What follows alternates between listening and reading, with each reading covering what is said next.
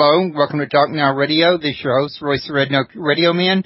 I'd like to remind everybody that Paranormal Palace is now Talk Now Radio. I've changed from a paranormal show only to a variety show. The idea is to cover a broader range of topics. Still going to be doing the same paranormal topics and just going to add everything else I could think of to the, mixing pot and see what kind of interesting blend I can come up with here. Also, I'd like to remind everybody, if you want to call in and ask questions, it's 832-632-7904. And joining me today is going to be Scott Roberts, and we're going to be talking about his book, The Secret History of the Reptilians. And you can learn more about him at www.intrepidmag.com.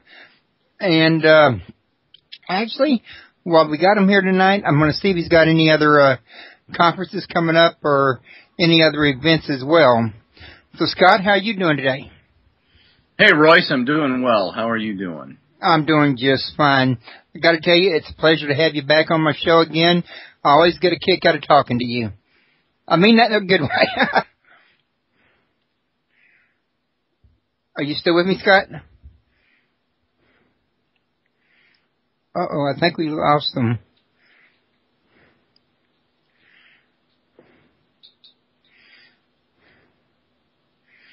Well, I show that he's... Oh, yeah, Skype's showing a problem with the call. Folks, if y'all bear with us, there seems to be something technical going on here.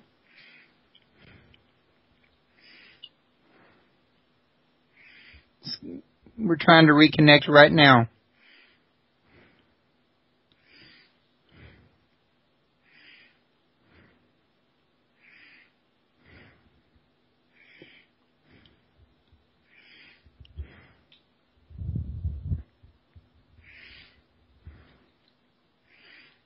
I also like to remind everybody that I will not be on the air live this Saturday at 1 o'clock because it's going to be my son's birthday.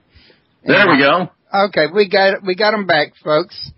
Hey, Scott, I don't know what happened to you there. I don't either. I think you were talking and then you went blank, and I'm not sure. It said I was connected, then it tried to reconnect me automatically, which never works on Skype, so... Yeah, mine was showing the same thing, so I don't know if you're in disconnected or mine. I still had a signal, so who knows? Maybe Skype got funny.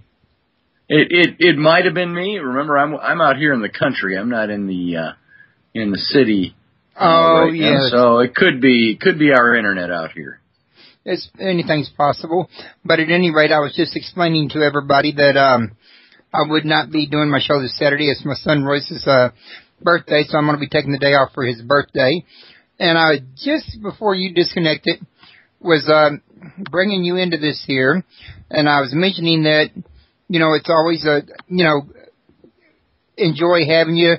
It's always a great conversation. You're always very interesting, and I'm glad to have you back. Well, thank you. It's good to be back, Royce. And I already mentioned the title of the book. Now, isn't this book kind of like a sequel to a prior book that you've already written about reptilians? You could call it a sequel. In a sense, it's just a follow-up work. The first book came out last year in February of 2012, which was The Rise and Fall of the Nephilim. And this book is sort of a follow-up in that it follows the same train of thought. It follows the same theories. It talks about other life that was here on this planet. In other words, reptilians, and were they really here? Did they have an effect on us? The current line of thinking with reptilians, aliens, is that they had come from another star system. They had settled here on Earth. That they genetically created mankind as kind of a slave race, and that they lost battles to earthbound or terrestrial reptilian races, and they've interbred with us, that it's in our blood, it's in some people's blood, and that they're still here and they're still governing things from behind the scene, even behind the Illuminati, that they are governing this world. And so I start to get a little tongue-in-cheek with it and a little mawkish of it, because it plays so deeply and perfectly into mythology. And in essence, what you're seeing here is modern mythology being built out of ancient mythology. And it does not, I'm not saying they do not exist. I'm not saying that there is not something to this theorizing. But if you look at, you just put in a search on the internet for reptilian aliens and start reading the websites that come up, you will find out of the first 10, at least in the search I did almost a year ago when I was completing this book, you will find that all these search websites that come up all have the same story. Very little variation between them. They're all saying the same thing. They've all plagiarized either from each other or from some original source or some source point back there. But they each have their own personal bias on it. They all have their bias or their twist on it. Many times, many of the paragraphs all start the same way, say the same words. The problem with all of the sites, the collective of them, is that there are no source points given. There are no historical source points, no reference source points, no scientific source points. Now, by source points, I mean if you're reading a book and you see the little number that gives you a footnote and says, I drew this from such and such's book on the theory of X, Y, or Z. You don't find that in any of these. Nobody cites their information sources. And so you've got a ton of stories out there that talk about this reptilian race that came from the star system of Draco. And they came to this planet and they did X, Y, and Z, yet there's no way to verify that that actually happened. I would look at that and I'd say, you tell a compelling story. Could you tell me where you are citing your source? And many of these people will then give you a website that has the same story with no cited sources. Or they will tell you, well, I based it on Zecharia Sitchin's work, or I based it on David Icke's work, or I based it on so-and-so's work. And the problem with that is that many of these things, again, when you go that far, have problems with some of those authors, problems with some of their interpretations of languages, problems with some of their interpretation of events. What it really comes down to is, it's like if you ever saw the Jesse Ventura conspiracy theory video of his interview with David Icke. You can go find that. I missed that one. You can go to YouTube and find that. It's pretty compelling. Jesse pretty much does his, well, if there are reptilians, why don't you tell me where I can find one? and David Icke is like, well, it's not that easy. And this is the way that interview goes. And Jesse's saying, I'm just asking for a yes or no. Do they exist? And if they do, can you show one to me? How do I find them? Where do I find the proof of this? And David Icke goes back to, it starts getting to the metaphysical stuff. Now, mind you, anybody, I don't want to offend anybody. I used to say this for Judeo-Christian listeners. I don't want to dissuade anybody from their faith or offend anybody's faith when I'm speaking outside that box. Let me do the same thing with the metaphysical. I don't want to offend when I speak outside of that box of the metaphysical, because I definitely believe in a spiritual element to this universe and to our lives. But when you say my only proof point is in the spiritual realm, which is generally a veil that cannot be pierced, there is no way to prove them. It doesn't mean they don't exist. It means there's no way to verify it. There's no way to establish fact. And this is what I found with almost everybody, with David Icke. Not so much with Sitchin. I'll get into him. He's a different idea here. But all of these spiritual mentors out there that are putting down these theories of the reptilian race, they can only verify it with channeling or with spirituality or something like that. And that is, as I said in the beginning of the book, I think it was the introduction, my introduction, I said, proving the existence of a reptilian race that came here from another star system is about as easy as proving the existence of God. Now, does that mean I say that God doesn't exist because I can't prove his existence? No. It means I have no way to prove it.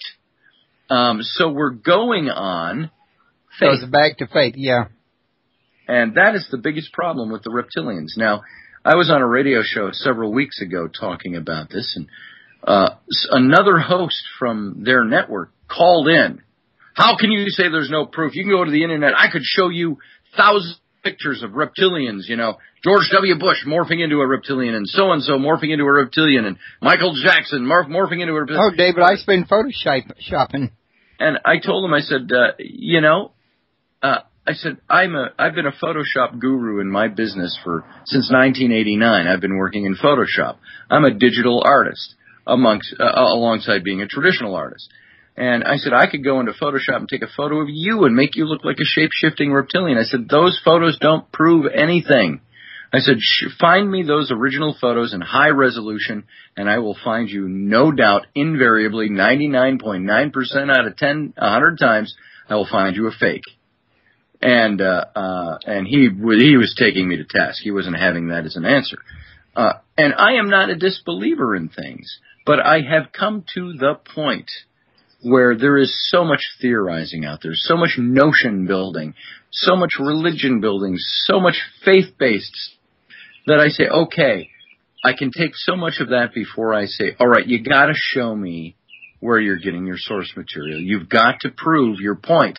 If you can't prove your point, I'm not saying you're wrong, but I'm saying you are automatically relegating yourself to the realm of having information that is not verifiable.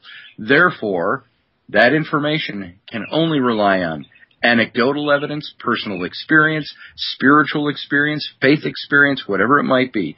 It's like I say about the Bible, this recent book I just finished with Dr. John Ward on Moses and the Exodus Reality, which comes out through my publisher, New Page Books, in October of this year. We explore the theories of Moses and the Exodus. And I say, archaeology will never prove that there is an existence, that God exists. I can prove that the history of the Bible, it can be accurate or plausible or reliable, but I cannot prove the existence of God by archaeology or historical data. Same thing applies to the reptilians, is that while there are theories of their existence, there's no way to prove they exist because there's no way to latch onto any kind of verifiable evidence.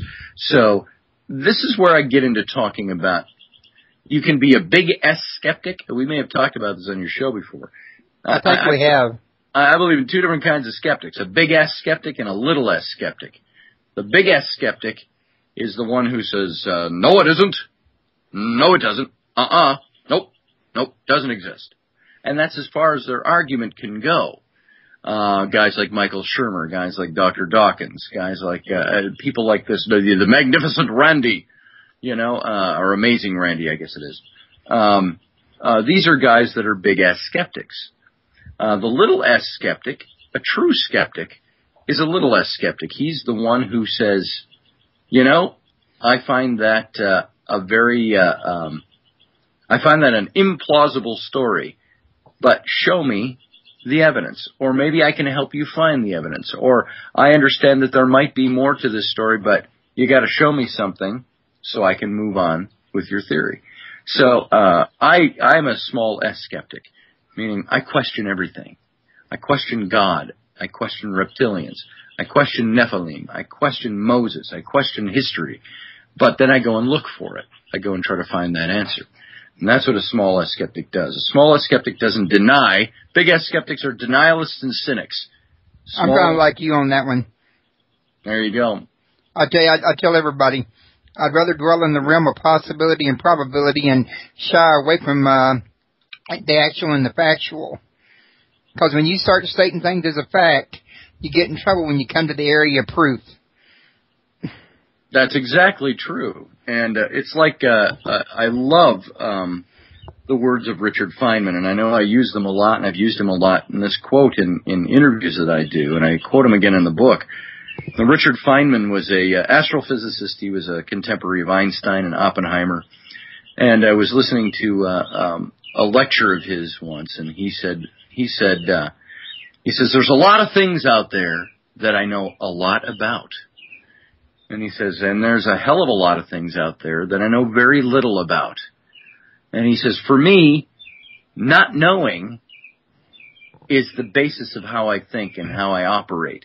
And he says, I would rather die not knowing than to die and find out that all the things I believed through my life weren't so. And so, same for me. There are certain things I'd rather not know when it comes down to it. Now, I want to know everything, but I'd rather not know if not knowing means I'm totally convinced of something that's wrong that I find out after I die that I've been wrong my whole life. And that's his point he was making. So I think with all of this stuff, there's something to it. Definitely something to it. But I have a problem when it becomes so dogmatic that it becomes nigh unto theological. And when you're talking religion and theology, that is what some of this turns into, religion building. Yeah, I think you're about right on that one there. I mean, I've never interviewed David Icke, and I've seen his videos. I'm familiar with his work, and I don't want to talk bad about the man, but at the same time, to my way of thinking, what he's doing is religion building. Yeah, I think he is. And now he wouldn't claim that, certainly, and he's got his own perspective on it. I think I know what the Jesse Ventura interview was getting at was that he's just out to dupe people for money, and that was Jesse's take on it, because he said this is what it looks like to him, is that if you have something that can't be proven and you're teaching a religion, religious type of thought, New Age type of thought, if you will. New Age is religious. Don't let anybody fool you about that. But when you've got people out there pushing something, an agenda like that, and pushing people to believe certain things, and there is no proof for it, that starts to look like, especially somebody like David Icke, who sells thousands of tickets to his events, thousands of copies of his books, and not hundreds of thousands of copies of his books.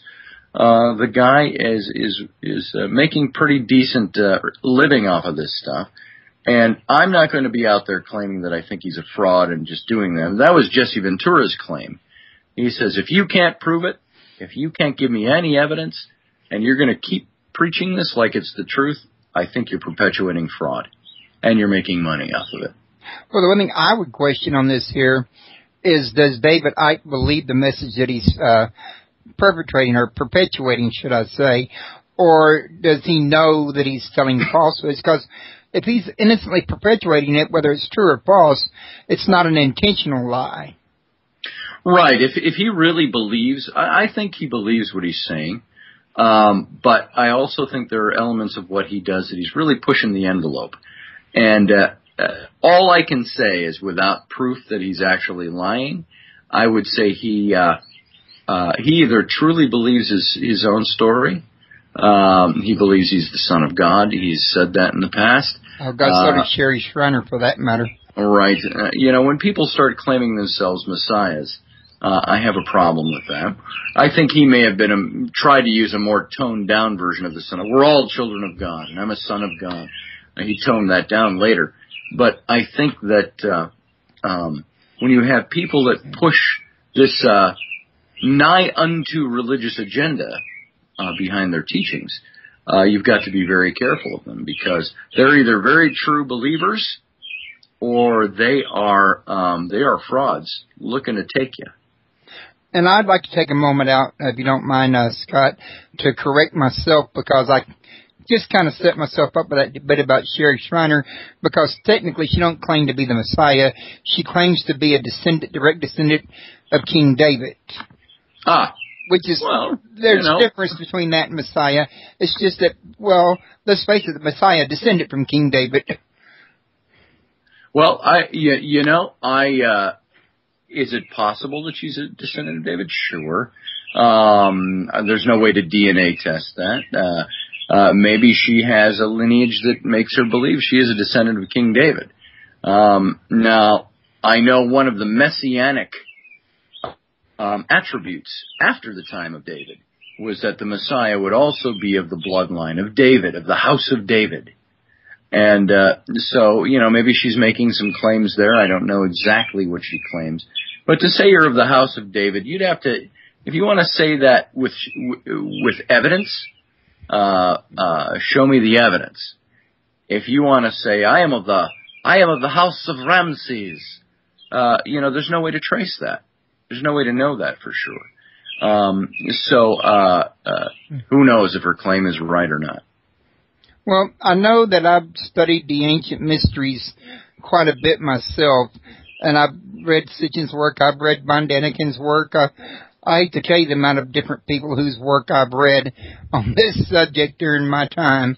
And one thing that I've noticed amongst all of it is throughout the ancient texts, to my knowledge, if you go back to the Sumerian text, the Egyptian papyrus, or wherever, you don't actually see, not unless you get into Native American Indians or like the Mayans, but you don't see these really big stories about the serpents. I think in Sri Lanka you do. But I'm just saying it's not a common theme, in other words. So people that's doing this, I think, probably got their lead from Lawrence Gardner before he passed away, because I think that's where it's got its start at when I first started seeing it. And Lawrence Gardner would be a little more researched. I don't know that I agree with everything he's written, but he is somebody that has at least taken the time to write something out. One thing you will find in all of these fields are people who adhere in sycophantic type fashion to the people that they elevate as being the ones who have the right knowledge on something or have a corner of the truth on something. And they will spout that as if it is true evidence. Mm-hmm. And I don't think there is any true evidence that really links us back to reptilians or links or proves that there was a reptilian presence from another galaxy on this or another star system on this planet.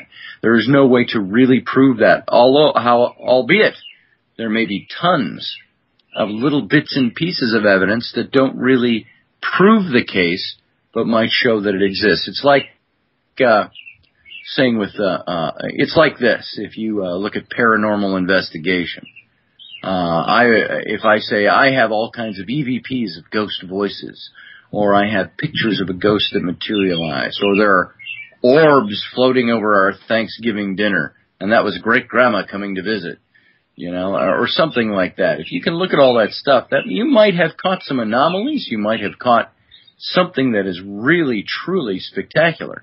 I have had my own experiences with voices, with unless anybody think I'm nuts, I mean voices that have audibly talked to me through equipment. I've seen ghosts materialize. I've had experiences. But for me to call them a ghost, or anybody else to say, I have evidence that there are ghosts, that's the hard part. Because we don't know what they are. We don't know what we're experiencing. Same thing with all of this stuff. Use that as an illustration. There might be little bits and pieces of evidence, but we don't know what we've really got there. We don't know if we're dealing with something from another star system. You look at Laird Scranton's work with the Dogon, and the research and the study that had been done of the Dogon and some of their stories, we can say, how could they possibly know that? How could they possibly have drawn that ancient map of a star system looking back at us from another point of the galaxy? How could they have done that? Is that coincidence in dots? Is the patterns coincidence? What is it? So that kind of evidence, it makes you pause and ask the question, is there something more here?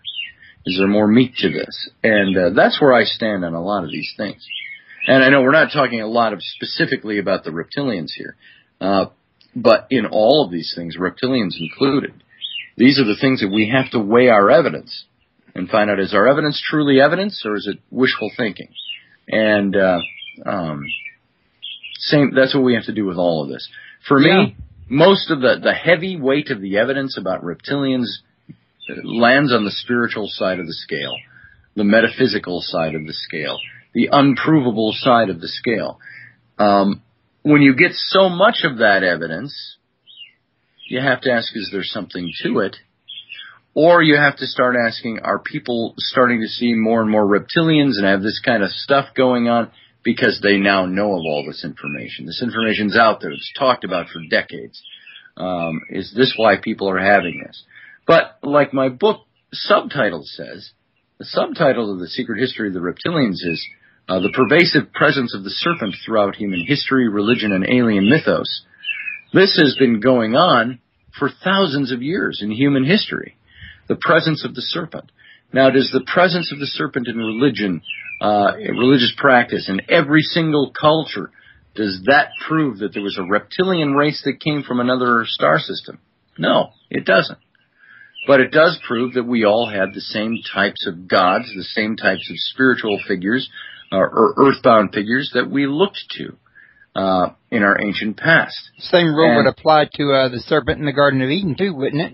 Well, exactly. That serpent in the Garden of Eden, there's an interesting story, and I talk about it in the Nephilim book, and I also talk about it again in this book because it's pertinent.